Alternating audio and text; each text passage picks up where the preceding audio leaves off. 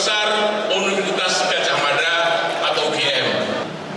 Mendesak Presiden Joko Widodo untuk kembali menjadi teladan dalam etika dan praktek kenegarawanan. Oke, baik. Mas Uki, ketika Civitas Akademika, orang-orang terdidik mulai menyuarakan keresahannya, kemarin UGM, hari ini UII, besok ada lagi yang akan menyusul. Apakah ini masih dianggap sebagai kepentingan elektoral saja?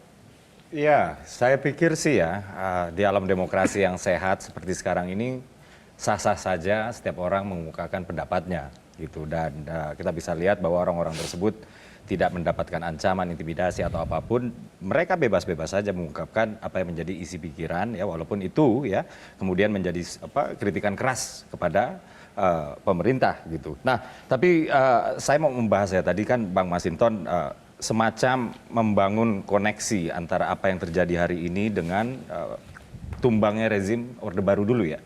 Yang mesti kita juga ingat ya, tumbangnya rezim Orde Baru saat itu diawali dari krisis keuangan gitu. Awal mulanya dolar yang tinggi, kita yang tidak sanggup membayar gaji PNS, guru-guru dan lain-lain, lalu merambah kepada krisis multidimensional. Saat itu saya masih ingat, inflasi itu di angka 70%-an. Hari ini 3%-an. Oke.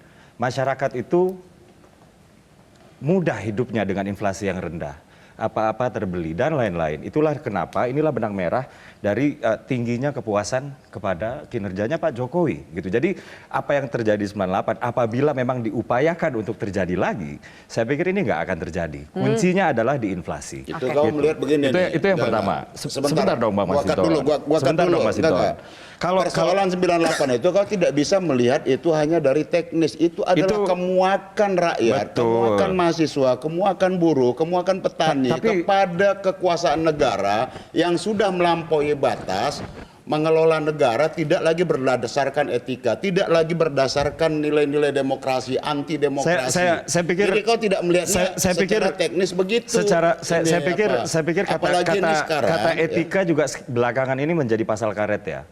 Saya masih ingat ya, beberapa minggu yang lalu itu kan Prof. Mahfud sebagai Menko Polhukam, dengan segala hormat ya, saya sangat menghormati Prof. Mahfud, menerima dan memfasilitasi audiensi dengan sekelompok orang yang bernama Petisi 100 untuk membahas diskusi yang namanya pemakzulan Presiden RI.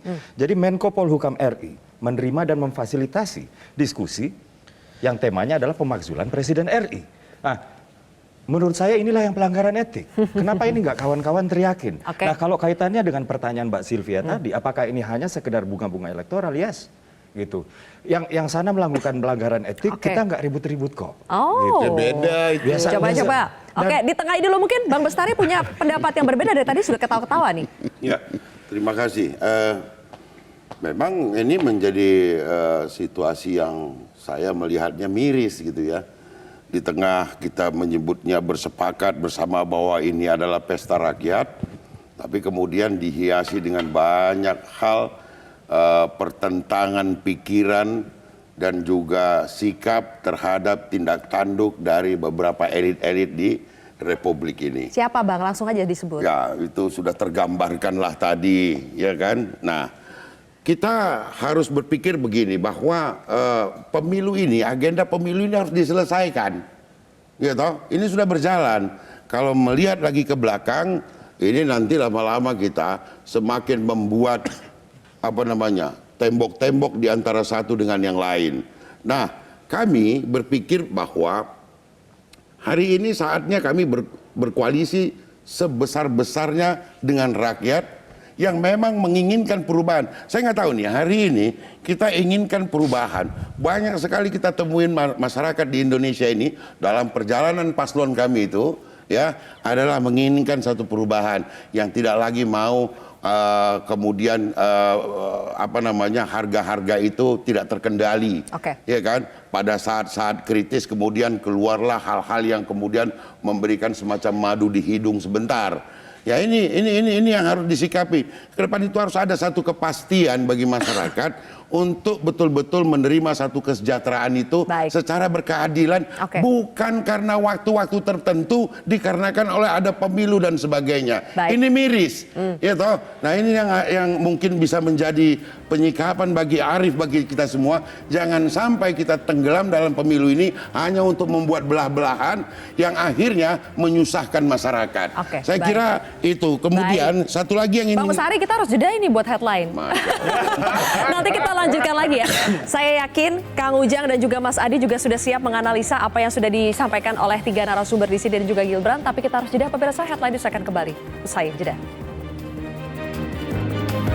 Jelajahi cara baru mendapatkan informasi. Download Metro TV Extend sekarang.